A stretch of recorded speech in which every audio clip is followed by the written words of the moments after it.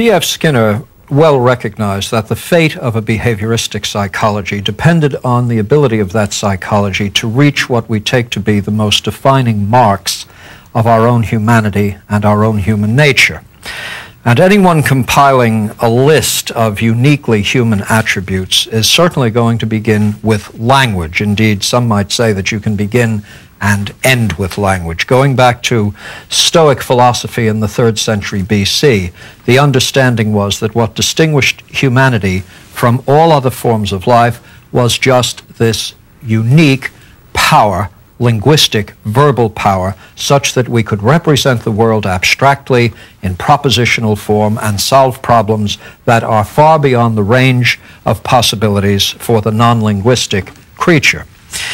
Well, Skinner wrote a book. This is the way you change the world, I guess. Skinner wrote a book called Verbal Behavior.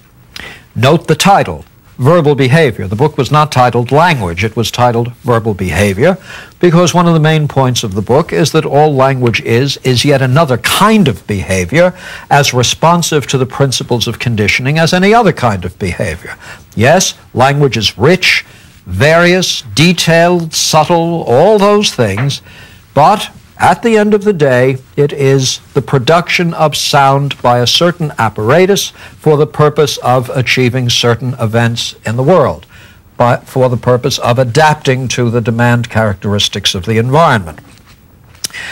Well, you might guess that the behavioristic account of language is going to be very much like the behavioristic account of bar pressing or key pecking or running down runways or operating slot machines and the like.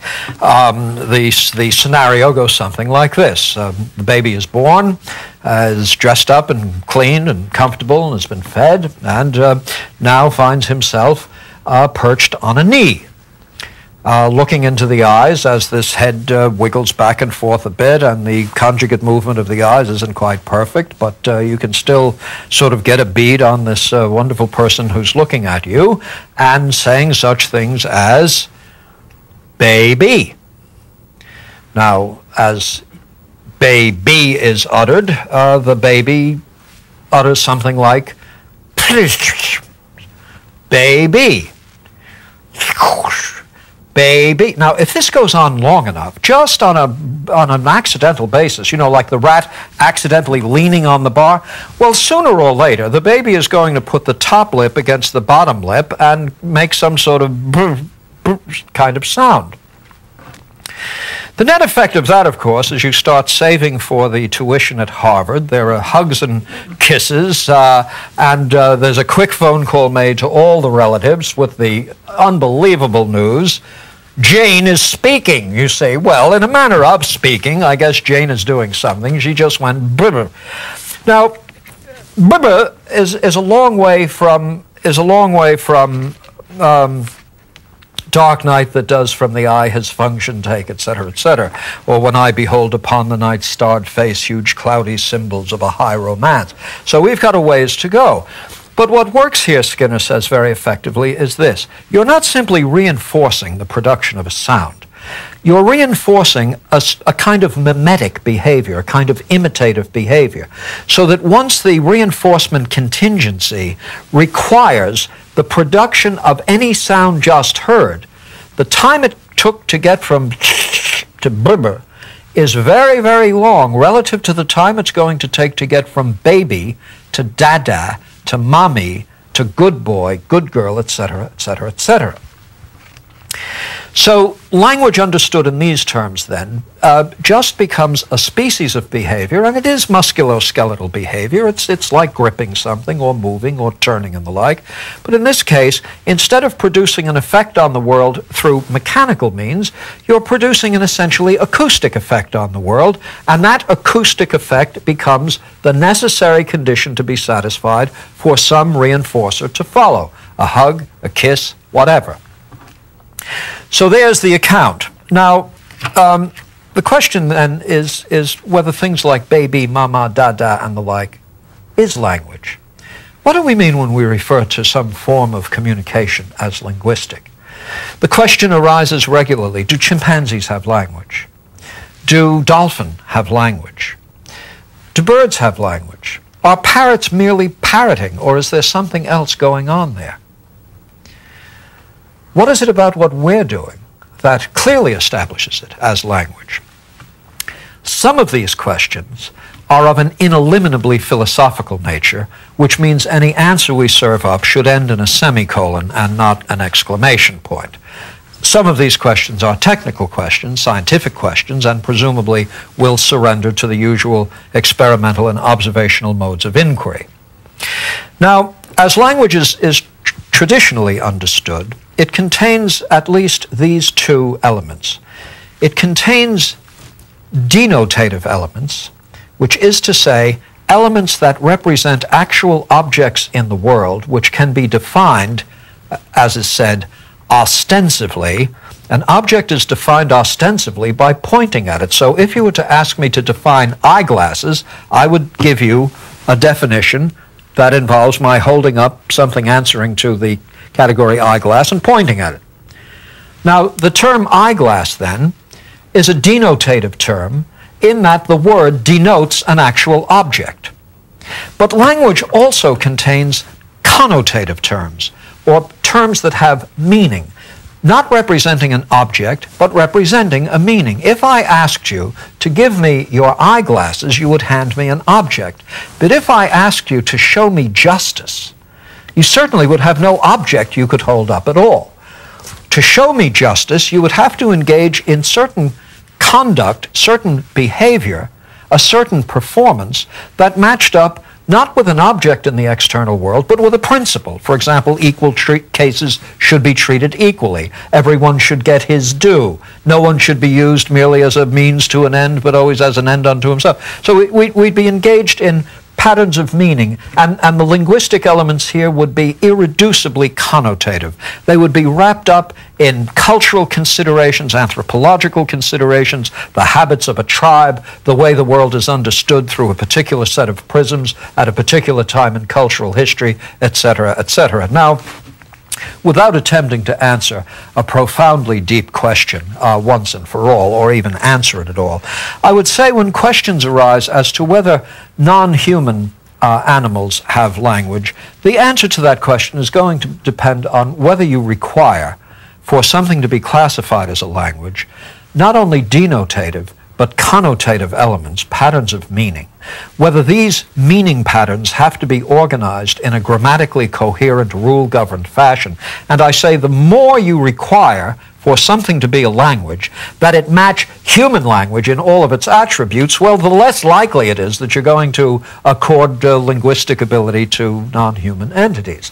If, on the other hand, you will regard as a language any symbolic mode of communication, that is, any mode of communication in which some output on the part of one animal reliably controls the behavior of another, and does so in a way that constitutes some sort of dyadic relationship where it isn't just a bat squeak and an insect someplace flies to a different tree, but where in fact the communication really is achieving a kind of interpersonal influence. I say if that's the criterion adopted, then it would seem undoubtable that much of the animal economy has something akin to linguistic prowess. Obviously, the animal economy, first of all, our part in it is rather more recent. Other animals have been here a lot longer than we have, quite effectively. The best evidence seems to be that the cockroach will outlast us.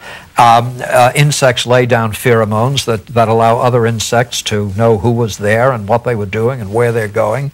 And so we probably should get out of the habit of puffing up our own pride by declaring for ourselves attributes nothing else has. Birds fly and we don't. Fish live underwater. We have this extraordinary linguistic prowess that allows us to achieve certain things extremely important for the form of life we live.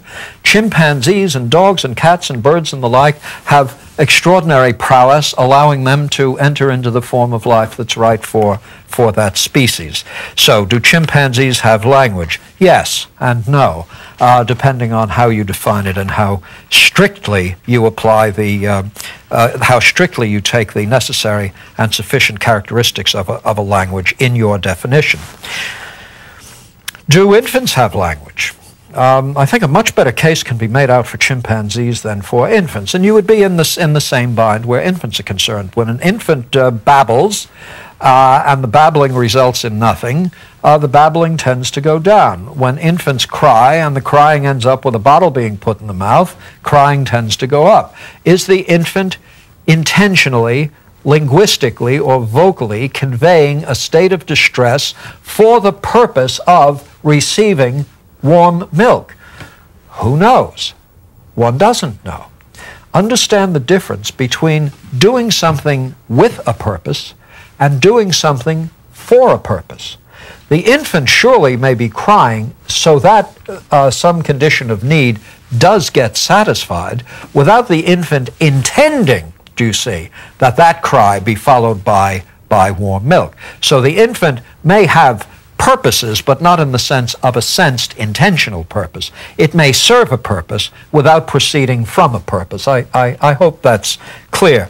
It's just another way of observing that from external behavior, you're not inevitably in a position to determine what internal motivational conditions are producing that behavior. Now, how do we get language in the first instance? Is it really the case that we come out in, as the behaviorists would have it, we're emitting a lot of behavior, the baby's wiggling its fingers around and is spitting up lots of things and babbling away, and these are sort of random outputs, and then in good Darwinian fashion, the environment selects some of that behavior to survive and the rest of it is extinguished, in that the crying behavior gets milk, random babbling doesn't. When baby comes out, good things happen. When mommy, daddy, baba, when these sounds come out, good things happen. And therefore, many, many other verbal operants go the way of all flesh. Nothing good follows them, so they become extinguished. And gradually what is fashioned is linguistic proficiency. Is that the best account of language? I think not, and I shall be adducing some information and data in support of the proposition that probably is a hopelessly spare and defective conception of how language comes about, and indeed what language is. John Locke had a theory about language, which is a conventionalist theory. Locke should not be surprising in this context. He's one of the fathers of empiricistic philosophy. When Locke addresses the question, how do words come to have the meaning that they have? How is it that language takes the form that it does? Well, this has to be by way of certain conventions. It can only be conventional that we all agree to refer to what I'm holding in my right hand as eyeglasses. Now, if we had a non-English speaking audience, in fact, if we had an audience that never had any exposure to anything like an eyeglass, and without holding this up, one just looked at the audience and said eyeglass, this would be as meaningless as a baby's babbling. So the way this sort of object comes to be denoted by the term eyeglass is conventionally. We come to agree that eyeglass as a word will refer to an object like this, necktie as a word will refer to an object like this. So the meaning of words is established by conventions, and language then becomes an essentially cultural affair. Not only does one learn French because one is brought up to learn French, but one learns the meaning of terms by the common agreement of those who use these terms. Thus, you have an empiricistic theory of language. Language is formed through practices that are sanctioned by the controlling society, by the language-using society. Now, this doesn't sound at all controversial, and in fact, it has such a mark of obvious truth to it that you might be inclined to let the matter stop just there. Well, in the 18th century, in the century following John Locke, Thomas Reid took up this question and found that the conventionalist account really won't quite work. And it won't quite work for this reason. How is it that I can establish by custom or practice that the word that will denote this object is eyeglass? Only if, in fact, we have some way of signaling our agreement. Now, how can we possibly signal our agreement or enter into agreements of any kind unless there is already some way of representing that agreement, symbolizing that agreement? So as Reid argues, for there to be an artificial language, what I'm using now Reid would call an artificial language, there must be a natural language in place. Now, what would the natural language look like? It would look like a collection of postures, perhaps vocal utterances. Holding one's hand up this way means stay away. Doing this means come. Smiling may have a certain meaning. Frowning. Reid says the entire animal kingdom has some of these natural linguistic elements, as it were, that it uses for the purpose of attracting or repelling, for the purpose of hunting or escaping and the like. And that it is out of this bedrock of a natural language that it becomes possible to enter into just those agreements and covenants according to which the word eyeglass denotes an object of this kind. So, back in the 18th century, there is already an argument in place that for there to be language, something must be innately present.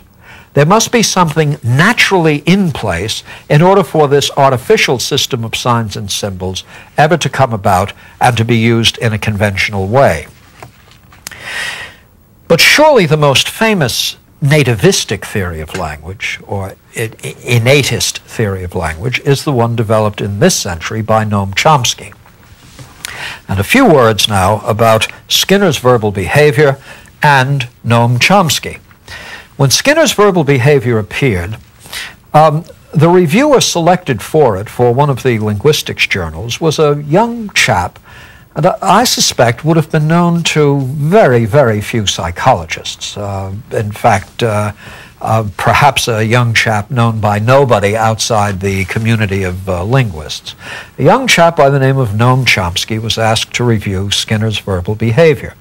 Well, what a dazzling, blistering review this turned out to be. A long, truncated, ad hominem, two-fisted, smirky, brilliant, somewhat quirky review of verbal behavior. Well, my goodness, it was a review of verbal behavior of Skinner, Pavlov, Watson.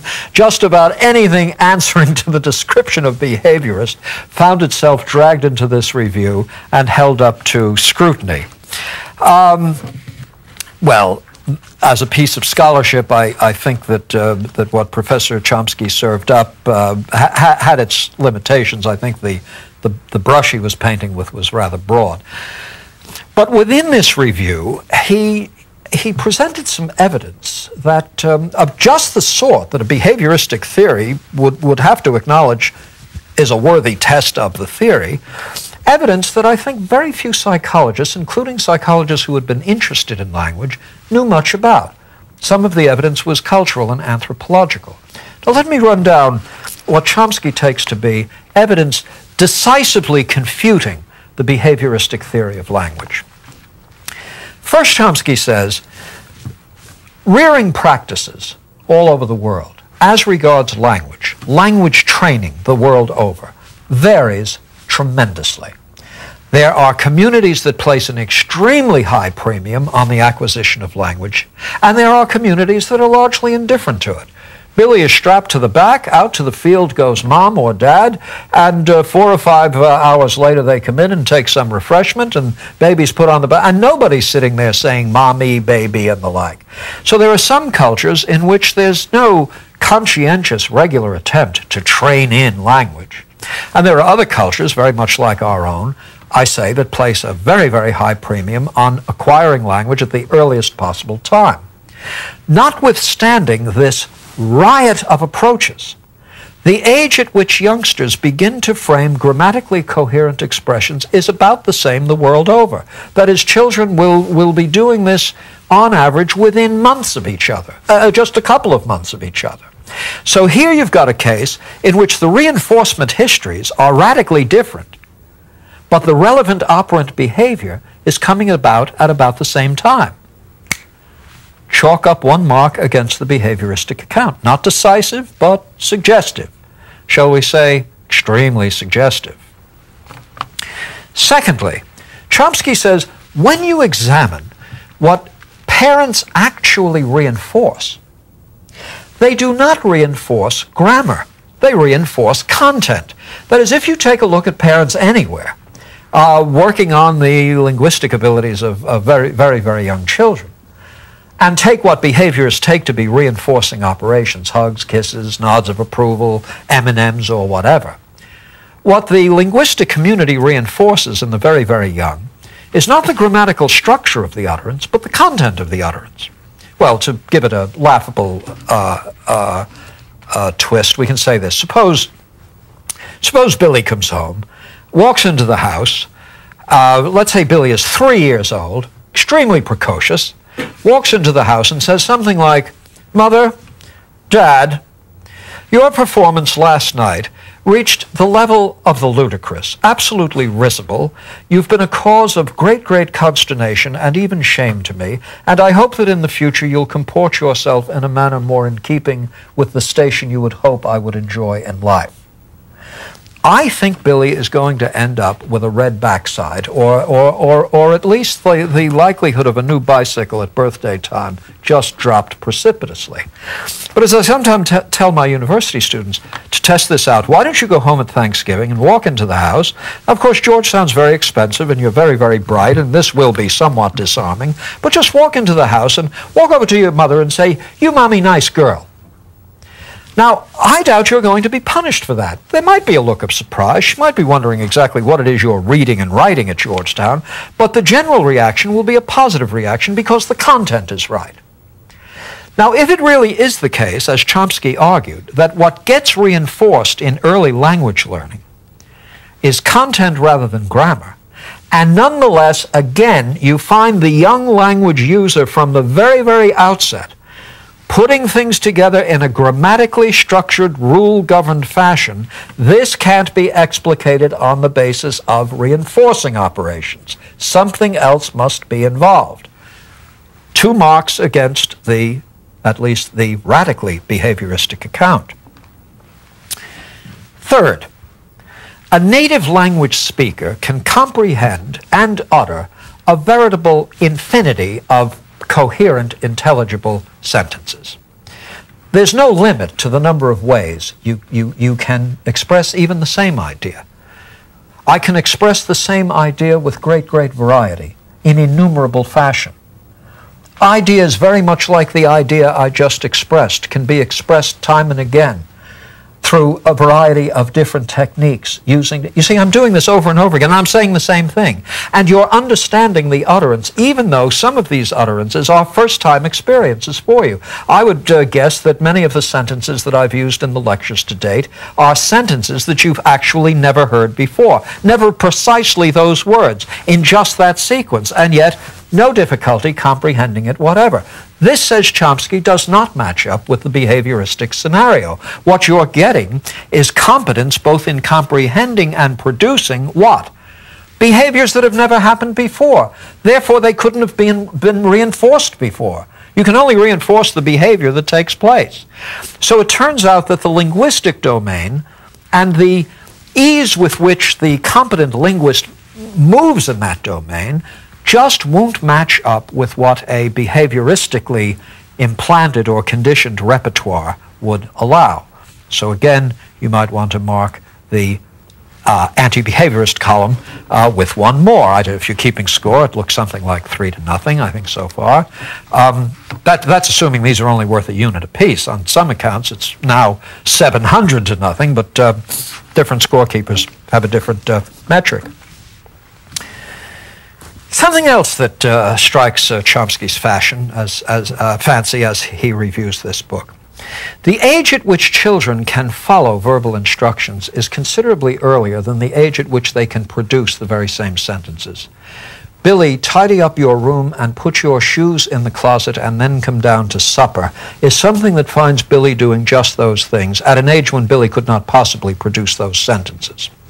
Now, I leave it to students in the course to consider how this is not consistent with a behavioristic scenario. Ask yourself, on a behavioristic account, what the operant conditioning history must be for me, A, to understand that sentence that is to have my behavior controlled by that sentence, and B, the operant conditioning history that would have me producing that sentence.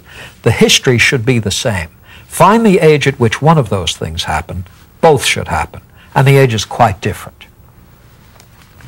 4-0, 40-0, 54-0. Now, what about people who have been isolated from a linguistic community since birth? There aren't too many of these cases. They're pathetic and tragic cases very often. Children raised by deaf mutes in rural settings in which they've never participated in a linguistic community, and when they are found have no linguistic ability whatever. In some horrible cases, children who have been chained in closets or small rooms and left in isolation, not nurtured in any way at all. Well, there are several generalizations that come out of studies of the few cases that are on record. One, of course, is that the ravages of this kind of isolation are either permanent or correctable, depending on the age of the child at which you now begin some therapeutic regimen. What that means, then, is that there is a critical period which, if passed, probably can never be compensated for again. But if you reach the child during that critical period, there can be rehabilitation, not rehabilitation, there can be a degree of successful nurturance that renders that child a competent language user almost without flaw or fault. Now, this doesn't quite match up with a merely associationistic reinforcement history account. The reinforcement history account makes no provision for a critical period, an ideal time for language learning. On a behaviorist account, shouldn't matter when you begin, as long as you train in the right number of associations. That's what the competence is all about. You could begin it when Jack is 15, when Jack is 10, when Jack is 5, when Jack is 2. All that should matter as you enter at these different points is where the curve begins. If it takes, let's say, 100,000 reinforcers to get somebody to write poetically, and the 100,000 reinforcers begin at age 12 versus age 1, then the one who got it at age 1 is just 12 years earlier on two curves that are essentially parallel curves. Jack will catch up 12 years later. But that isn't what the data show. What the data show is that there are actual relatively narrow critical periods of time during which the acquisition of language is extremely efficient, and earlier than which or later than which the acquisition is not nearly as efficient. Now these are studies of linguistically deprived people. Now, what are we prepared to say about this? Let's run down the list very, very quickly again. Language training practices are highly various. The age at which language takes on a grammatical structure is about the same the world over. Parents reinforce for content, not for grammar. Yet, language takes on this grammatical structure from the very first. Children reared in isolation or in linguistically deprived environments will either recover or not, depending upon whether the recovery period falls within that critical period in which language acquisition is most efficient. Native speakers of a language can produce and comprehend a virtual infinity of grammatically correct, intelligible sentences, this being a behavioral domain far larger than anything envisaged by an operant conditioning paradigm. Well, all this suggests then that the best account of language is that it is the result of some internal process that is actually part of the innate endowment of the language, of the little linguist himself or herself. The fact that from the very first, language takes on this rule-governed grammatical structure suggests that there's something in the very mechanism of language production that is itself rule-governed and structured. And Chomsky's theory is that the grammatical rule-governed nature of language is an expression of underlying brain processes that themselves have a certain structural, logical property. There seems to be a universal grammar. There seems to be something common across all languages, something grammatically structured across all languages that must match up with what is innately common across all nervous systems capable of sustaining linguistic performances. And so this universal grammar is reflective of an underlying neurological and universal neurological endowment available to those who have language. So here is the nativist or innativist alternative to the empiricistic behavioristic account, And the facts and nature of language still constitute one of the great and grave challenges to any behavioristic psychology, and notably Skinner's.